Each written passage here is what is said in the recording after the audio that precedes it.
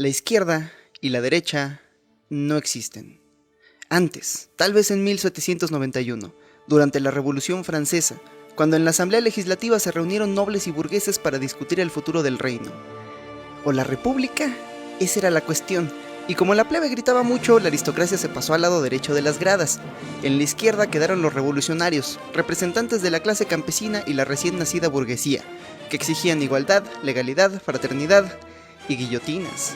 En la derecha estaban los nobles y aristócratas, sangre azul que defendía una monarquía impuesta por la iglesia. Si fuéramos muy cínicos, diríamos que unos trataban de obtener el poder, mientras que otros trataban de conservarlo. Pero imaginemos que sus ideales eran genuinos. Imaginemos que la realeza creía en una justa jerarquía, mientras que la nueva burguesía luchaba por igualdad. Hoy quedan muy pocas monarquías y son apenas una atracción turística, pero la discusión política aún ocurre a través de estos dos polos, y en todo el mundo. Un estudio internacional para el cual se entrevistó a millones de personas de ambos lados del planeta demostró que 8 de cada 10 personas identifican su orientación política en algún punto de este espectro. Unos países son más conservadores y otros más progresistas, pero en todos la gráfica tomaba esta forma. Es curioso porque la política y los medios nos presentan a la izquierda y la derecha como dos especies irreconciliables, pero la gran mayoría de la población existe aquí, en medio, mientras que en ambos lados hay apenas unos cuantos extremistas. Si los medios no estuvieran tan urgidos de atención, veríamos más de este infinito gradiente de opiniones, pero no. Nosotros, el pueblo, somos los que repartimos los clics y nosotros queremos ver pleito, loquitos de un extremo imponiéndole su punto de vista a fanáticos del otro que gritan el suyo mientras se tapan los oídos. ¿Y qué defiende esta gente de los extremos, ahora que no quedan monarquías? Unos dirán que la lucha es capitalismo contra comunismo, otros que es igualdad contra jerarquía, libertades contra obligaciones. ¿Pero qué hay del Partido Comunista Chino, que defiende el libre mercado y una rígida jerarquía burocrática? O el presidente republicano de Estados Unidos, que promueve acabar con las élites, no las económicas, las otras. O el presidente de México, de izquierda en lo económico pero conservador en lo social. O el presidente de Canadá, un progre neoliberal. ¿Es que acaso el mundo se ha vuelto loco? Siempre fue igual. El espectro de izquierda o derecha solo sirve para aceptar o rechazar ideas según la tribu que las proponga.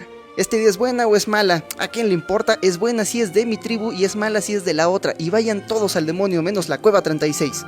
El espectro de izquierda o derecha es una gran herramienta para no pensar, y por eso no puede ayudarnos a entender la realidad, porque no hay izquierda ni hay derecha, solo hay gente confundida, producto de sus genes, la cultura, sus padres y hasta su edad, gente buscando una tribu y bribones buscando el poder.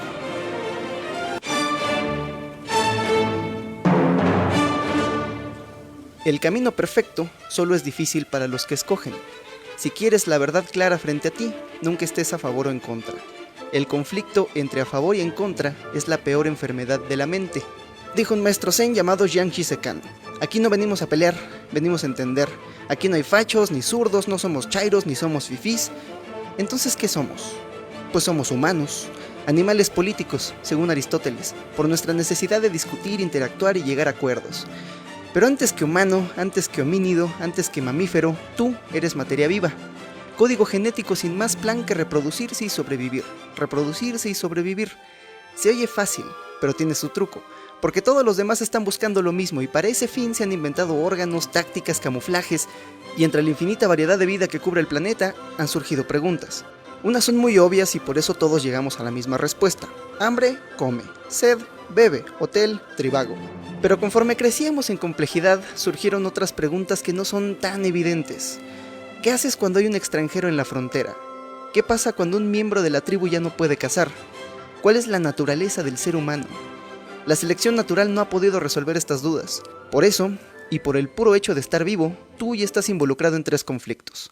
El conflicto entre naciones, el conflicto dentro de la tribu y el conflicto contigo mismo. Primero el conflicto entre naciones. ¿Qué hacer cuando 2 tribus se encuentran? ¿Pelear o colaborar? Pelear tiene sus ventajas porque no sabes quiénes sean esos o qué quieran. ¿Qué tal que son peligrosos? Podrían tener enfermedades. Matar a tus vecinos te mantendrá seguro, pero también tiene sus desventajas. Por ejemplo, no te los puedes coger. Si matas al vecino, nunca mezclarás tu código genético con el suyo. Y tal vez pienses, bien, así mantengo mi raza pura y mi sangre limpia. Pero ¿qué tan pura es demasiado pura? Eso pensaron los Habsburgo, la familia real del Sacro Imperio Romano desde el siglo XV hasta el siglo XVIII.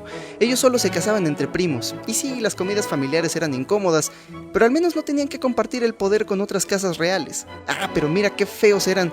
Como no tenían otros genes con los cuales mezclarse, sus defectos genéticos se acentuaron cada vez más como perros con pedigrí, hasta que nació Carlos II de España, un pobre hijo del incesto con la boca tan torcida que no podía masticar y le mordía los pezones a sus nodrizas. Le decían el hechizado. El historiador Will Durant lo describe como corto, cojo, epiléptico, senil y completamente calvo antes de los 35, siempre al borde de la muerte, pero sorprendió repetidamente a la cristiandad al continuar viviendo. Y sí, tuvo a su cargo el Imperio Español, pero murió muy joven, sin dejar herederos, lo que ocasionó la brutal Guerra de Sucesión Española, que acabó con el imperio y con su línea genética. Moraleja, tener hijos entre primos está mal. ¿Qué? ¿Por qué voltean a ver a Monterrey? Piénsalo así. Si una tribu es vulnerable a una enfermedad y no tiene variaciones genéticas, cuando esa enfermedad ataque, los va a matar a todos.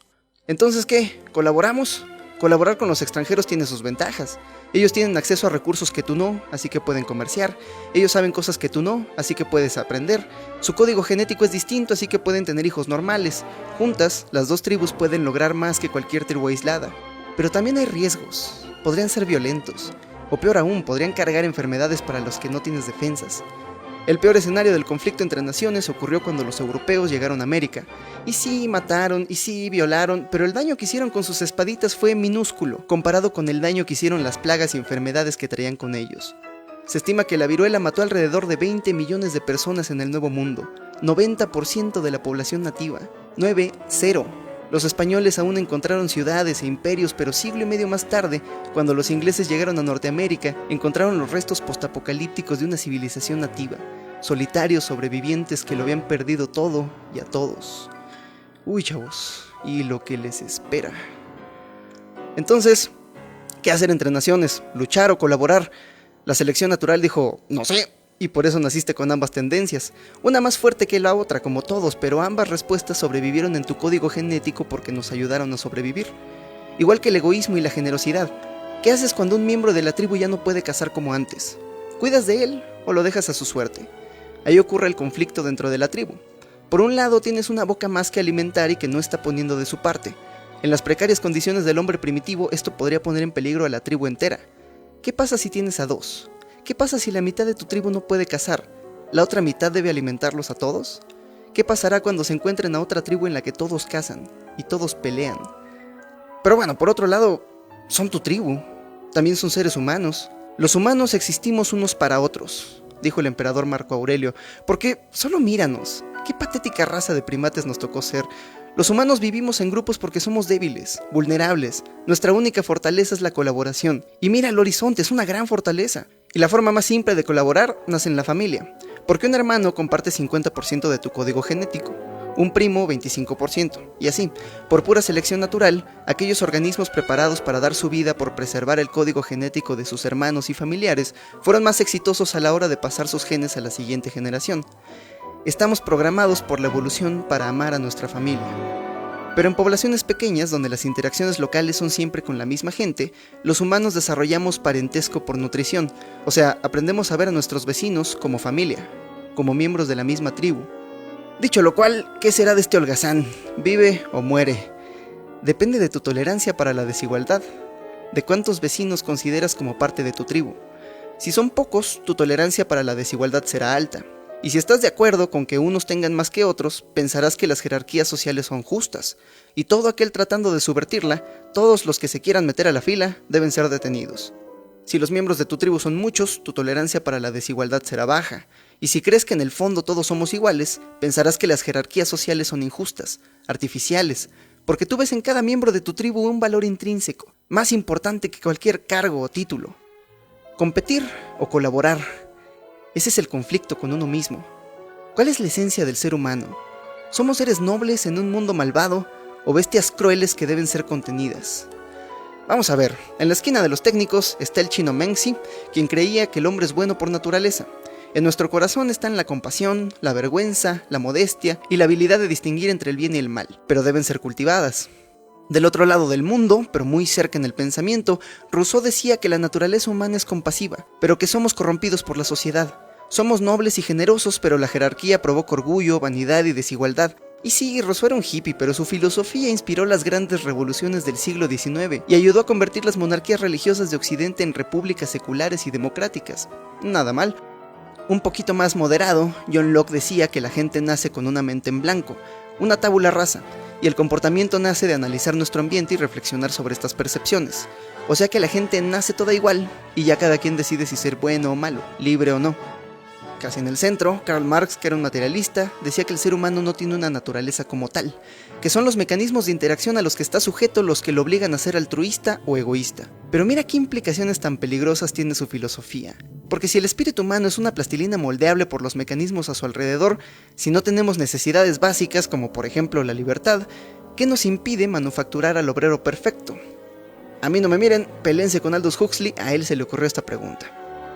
Y del lado de los rudos está Trasímaco, un sofista que creía que la gente solo busca placer y riqueza para sí mismo, pero por suerte hay una sociedad que nos obliga a contener nuestros impulsos. La justicia, decía Trasímaco, no es más que el interés del más fuerte. Y eso que nunca vino a la Ciudad de México. Más al extremo está Junzi, el némesis de Menzi. Él creía que la naturaleza del hombre era malvada. Los deseos por prestigio y satisfacción física son innatos e irradicables del ser humano, y la compasión es contraria a la naturaleza humana. Si no fuéramos bestias crueles, decía Menzi, no habría necesidad de ley, estado o fuerza. Pero espérate, porque hasta aquí está Hobbes, quien escribió su Leviatán mientras veía los horrores de la guerra civil inglesa, y concluyó que el estado natural del ser humano es una guerra de todos contra todos. Antes de la civilización vivíamos en constante miedo y peligro. La vida era solitaria, pobre, fea, brutal y corta. Según Hobbes, el ser humano cedió su libertad para asesinar a cambio de una autoridad que lo protegiera de ser asesinado, y solo un autoritario Leviatán podía mantener la paz. Para Hobbes, la naturaleza humana está podrida y por eso también la sociedad. Muy bonitas opiniones, todo el mundo tiene 10, tú no por emo, tú menos por hippie, pero ¿quién de estas almas torturadas tenía razón? ¿Qué dice la ciencia? ¿El ser humano nació para competir o colaborar? Pues aquí otra vez la selección natural dijo, ¿quién sabe? Porque mira, juguemos un juego. Tú y yo somos atrapados por la policía. Nos meten en cuartos aislados y nos dicen, puedes confesar o quedarte callado. Si ambos confiesan, cada quien tendrá una pena de 5 años en prisión. Pero si ambos se quedan callados, ambos salen libres. Ah, pero si tú confiesas y yo me quedo callado, yo me voy 10 años a la cárcel. Y si yo confieso, pero tú te quedas callado, tú te vas 10 años a la cárcel. ¿Qué hacer? ¿Competir o colaborar? Si somos absolutamente racionales, nos daremos cuenta de que la estrategia dominante es competir. En ambos casos, confesar es la opción con la mayor recompensa y el menor castigo. Pero mira qué paradoja. Si ambos somos racionales, ambos nos vamos a la cárcel.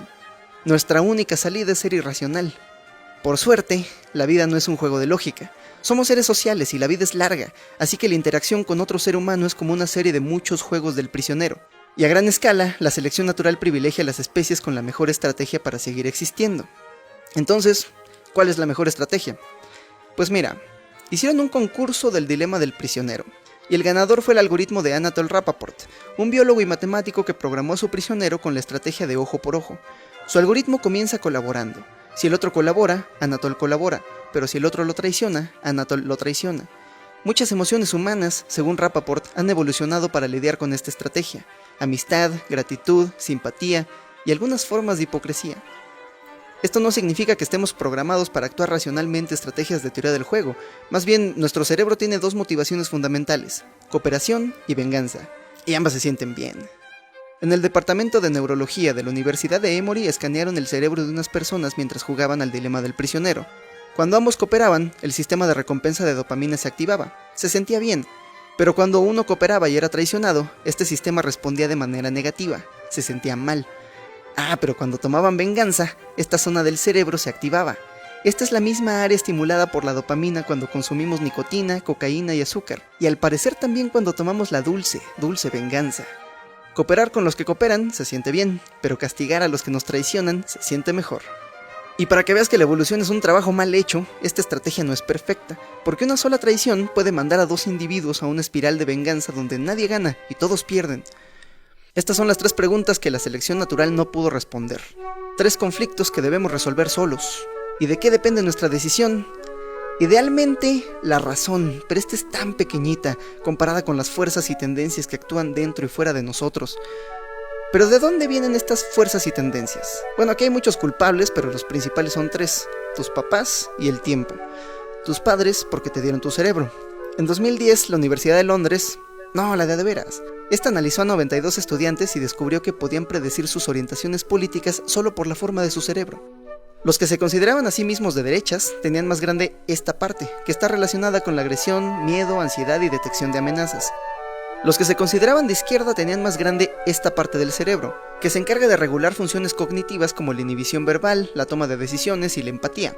Y tiene sentido, porque tus padres no solo te dieron tu cerebro, también te educaron, y seguro usaron una de dos estrategias, el miedo o la culpa. Según el libro La personalidad autoritaria de Theodor Adorno, los niños educados a través del miedo, o sea golpes, gritos y amenazas, crecían con un mayor respeto por la jerarquía, pero también aprendían a ver el mundo como un lugar peligroso, a otros humanos como rivales y a la naturaleza humana como fallida. Los niños educados a través de la culpa, que les decían, mira, por burro, ya hiciste llorar a tu mamá, ellos crecían para ser más empáticos, con mayor disposición a colaborar, pero también crecían con menor autoestima. Tal vez por eso, en contraste, veían a la naturaleza humana como noble. Y luego está el tiempo, que lo que no arregla lo echa a perder. Un dicho popular dice que si no eres liberal a los 20, no tienes corazón. Si no eres conservador a los 30, no tienes cerebro. Y es solo un dicho, pero guarda un poquito de verdad. Porque cuando eres joven, la mayoría de las interacciones son con tu familia, y como ya vimos, es más probable que ellos colaboren contigo, así que durante tus primeros años de vida, tu imagen de la humanidad será más amable. Pero luego creces, y al dejar tu hogar te enfrentas a más y más interacciones con gente que no está relacionada contigo, que no tiene incentivos para colaborar y tiene más razones para traicionarte, y varios años de mala suerte pueden hacerte perder la fe en la humanidad. Cuando eres joven, vives desde la esperanza, cuando eres mayor, desde la experiencia. Pero además tu cerebro cambia, porque mira, esta parte es la que te hace humano. En ella se representa la información que no está presente en el medio ambiente, como el lenguaje. Este mágico trozo de carne se merece su propio video, pero una de sus tareas es contener impulsos y controlar tus emociones. El problema es que esta parte del cerebro no termina de formarse hasta que cumples 25 años. Y para que veas que la evolución es un trabajo lento pero además mal hecho, esta otra parte del cerebro se encarga de las reacciones inmediatas del cuerpo, del miedo y la agresividad. Y cuando llegas a la pubertad, muchos años antes de desarrollar la precorteza frontal, esta pequeña bastarda se vuelve loca y te pone todo adolescente. Y tal vez por eso hacemos nuestro servicio militar a los 18. Tal vez por eso los reclutadores del ejército siempre eligen como blanco a los adolescentes, a quienes pueden venderles el infierno de la guerra como una aventura romántica. Quizá por eso los carteles agarran de sicario a puro chavito. Es la edad perfecta para matar y morir. Niños traicionados por su biología y su sociedad. Nunca tuvieron una oportunidad en la vida. Chavos, no sean carne de cañón. Si quieren sentir cosas, lean a Bradbury. Debes permanecer borracho de literatura para que la realidad no pueda destruirte, dijo este maravilloso ser humano. ¿Cómo lo extraño? Entonces, como decía el dicho, si a los 20 no tomas riesgos y buscas emociones fuertes, tienes un sistema límbico deficiente. Si a los 30 no controlas tus impulsos y consideras cuidadosamente el interés de otros, tienes una precorteza frontal deficiente. Esta confusión nos hace libres, es un efecto secundario de ser humano, y esta línea bicolor no alcanza a contener el maremoto de impulsos y emociones que me hierve dentro del pecho, porque según este espectro, izquierda y derecha sufren del mismo mal, creen que el mundo es como debería ser. La derecha cree que este es el mejor mundo posible y hay que defenderlo. La izquierda cree que el mundo ya era bueno y lo arruinamos. Un lado piensa que el espíritu humano puede crecer y evolucionar, mientras que el otro cree que el ser humano es una criatura fallida y debe ser controlada. Pero adivina qué. Ambas personas soy yo. Todas esas fuerzas y tendencias viven en mi interior, responden a la realidad que observo y solo de vez en cuando coinciden con la oferta política de un lado o del otro. Somos criaturas complejas, pero ¿por qué 8 de cada 10 personas en todo el mundo se pinta el alma de un color? ¿Por qué definirse como izquierda o derecha? Pues porque somos humanos, y los humanos existimos los unos para los otros, y desde que éramos changos temerosos entre depredadores aprendimos que solo podemos sobrevivir en tribu. Y mira, tal vez hubo humanos independientes que vivían a solas y decían, yo no necesito tribu para sobrevivir, ¿no has visto a Bear Grylls? Puedo tomar pipí, comer arañas, voy a estar bien. Pero hace 70.000 años, el clima cambió. Un volcán gigante ocasionó una era del hielo y la humanidad por poco desapareció. Apenas 3.000 seres humanos quedaron vivos, 3.000 personas. ¿Qué habrán pensado? ¿Qué habrán sentido estas personas idénticas a nosotros pero al borde de la extinción? La naturaleza seleccionó a los 3.000 humanos más aptos para sobrevivir. Y solo pudieron sobrevivir colaborando. Y hasta hace poco, así era la vida. Nacías en un grupo social reducido y vivías con tu familia y tus amigos hasta que morías una muerte prematura. Pero díganle a Hobbes que tiene 0, porque sí, la vida era corta y sucia. Quizá no era feliz, pero era satisfactoria, porque somos humanos y no queremos sobrevivir, queremos vivir. Porque a los seres humanos no nos importan las dificultades, nosotros florecemos frente a los retos. Lo que nos importa, según la teoría de la autodeterminación, es ser buenos en lo que hacemos, vivir vidas auténticas y sentirnos conectados. Y si en el camino nos come un tigre, pues sé la pinches vi. En una carta, Benjamin Franklin observó que muchos colonos ingleses escapaban de las ciudades para irse a vivir con los indios, pero ninguno regresó. Y nunca un indio se escapó de la tribu para ir a vivir en la ciudad, porque la vida en tribu era tan precaria que la pobreza individual era imposible. Los derechos naturales de la gente eran obvios. Todos dependían de todos y cada quien tenía un lugar en la sociedad. Pero 6000 años de historia nos dejaron aquí, en la modernidad. Un estudio de 2012 en desórdenes afectivos concluyó que las fuerzas económicas de la sociedad moderna han manufacturado un medio ambiente que maximice el consumo a cambio del malestar a largo plazo de los individuos. Pasamos millones de años evolucionando para vivir en tribus, y luego arrastramos este cuerpo a una vida sobrealimentada, malnutrida, sedentaria, sin luz del sol, desvelada, competitiva, desigual y solitaria, cada vez más solitaria. Y a cambio, mira nada más, nos dieron Uber Eats. Qué tiempo para estar vivos. Te la creíste. Pero nuestra primitiva necesidad de existir en tribu sigue ahí, y la vemos cada vez que la realidad nos recuerda nuestra colectiva fragilidad, lo diminutos y vulnerables que somos. Durante la Segunda Guerra Mundial, los nazis bombardearon Londres con la esperanza de romper el espíritu de la población, pero ocurrió todo lo contrario. Entre los bombardeos, las admisiones al psiquiátrico declinaron, los suicidios se desplomaron, los epilépticos reportaron tener menos convulsiones, un doctor señaló que los neuróticos de antes ahora manejan ambulancias. Por toda la ciudad desaparecieron las barreras sociales. Entre los refugios improvisados, los ingleses descubrieron esa profunda hermandad que los unía a todos. La solidaridad que nació de los bombardeos duró hasta después de la guerra. Mientras que Churchill decía, la guerra sigue, programas de austeridad, hagamos al imperio inglés grande otra vez, la gente dijo, el perro, y votó por el Partido Obrero, que dejó de gastar en mantener al imperio y rechazó favorecer a los intereses privados para invertir en salud pública y seguridad social. Esa era de bienestar no acabó hasta que la generación de veteranos comenzó a desvanecerse y Margaret Thatcher fue elegida por sus hijos como primer ministro en 1979. Vamos a ver si puedes encontrarla en esta gráfica. Los desastres siempre nos recuerdan, brevemente, la humanidad que nos une. Durante la guerra en Bosnia, uno de los refugiados escribió, moríamos de miedo, pero éramos una familia. Reíamos, llorábamos y escuchábamos rock and roll juntos. No nos importaban presidentes ni generales, nuestro único héroe era Bowie. Pero acabó la guerra, regresó la vida moderna, y en varios muros de Sarajevo apareció un grafiti que decía, todo estaba mejor cuando todo estaba peor. Hace apenas un par de años, el 19 de septiembre de 2017, un terremoto golpeó el centro de México. Cayeron edificios, personas murieron, y una vez más, entre las ruinas, descubrimos nuestra tribu. Todos éramos parte de esa comunidad de sobrevivientes, de esa hermandad en el dolor.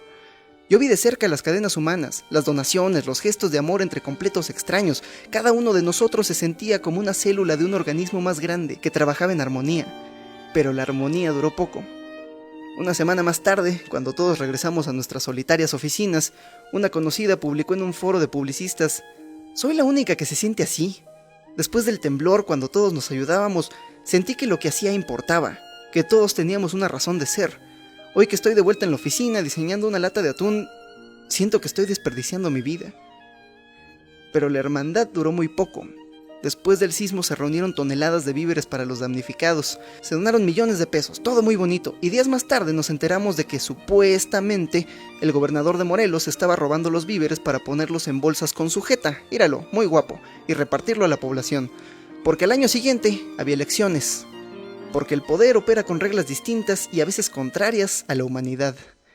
Nunca vimos el destino de las donaciones para la reconstrucción, pero sí vimos miles de lonas que decían, mi tribu buena, la otra tribu mala, vota mi. Pero cuidado, no confundas tribu con muchedumbre. Una tribu es el grupo de gente por la cual darías la vida, a la que ayudarías a alimentar o a defender. Cualquier grupo de gente que no nos incite a actuar desinteresadamente de esta manera no es una tribu, es una muchedumbre, solo una entidad política diseñada para empoderar a un individuo o idea a costa de un chivo expiatorio. La tribu está basada en el amor, la muchedumbre en el miedo, en el odio, y cuando ésta se queda sin enemigos, o se desmorona, o busca enemigos en su interior. Hoy México vive en una literal guerra, de unas víctimas del sistema económico contra otras, y declarada por órdenes de otro país. Cuesta trabajo creer que esta triste república es una tribu. Solo mira nuestra sociedad, que además parece estar en una guerra cultural consigo misma. La gente habla con increíble desprecio de sus propios vecinos según su visión política, de los chairos o fifís o de los machos o feminazis. Este tipo de desprecio generalmente se reserva para los enemigos en tiempos de guerra, pero ahora es la forma en la que hablamos de nuestros compatriotas. ¡Qué tragedia ser humano! Nuestras tribus nos hacen grandes, mucho más grandes que cualquier individuo, pero también nos hacen crueles, mucho más crueles. Y todo porque este montón de burócratas incompetentes y sin carisma que tenemos como autoproclamados líderes no tienen otra virtud que el vicio ajeno. Su único eslogan es: al menos no somos como esos otros, no me ames, pero ódialos a ellos.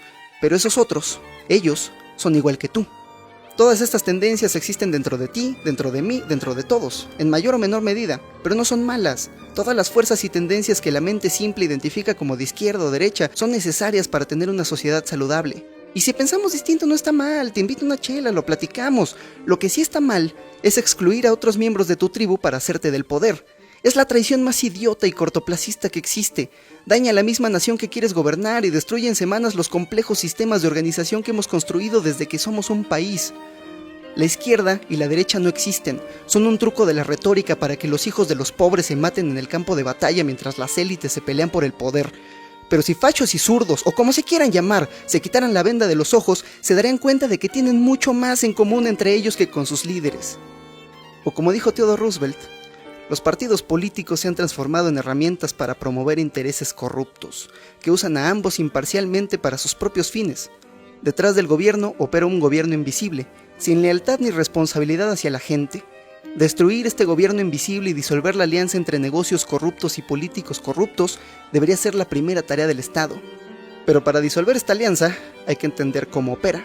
Hay que echarse un clavado en el pozo negro del poder para entender sus reglas. Para entender por qué nos representan estos individuos despreciables, para entender por qué, a menudo, las malas actitudes son buena política. Pero ese es tema para el siguiente video. Espérenlo en un par de semanas. Así es, señores y señores, viene toda una saga. Hablaremos de poder, de corrupción y de guerra. Miraremos a los ojos al lado más oscuro del corazón humano y tal vez, solo tal vez, si al final nos queda un poquito de esperanza, veremos ideas para arreglarlo. ¿Quiénes son estos nombres que están pasando? Ellos son mi tribu, los Patreons de mi gala.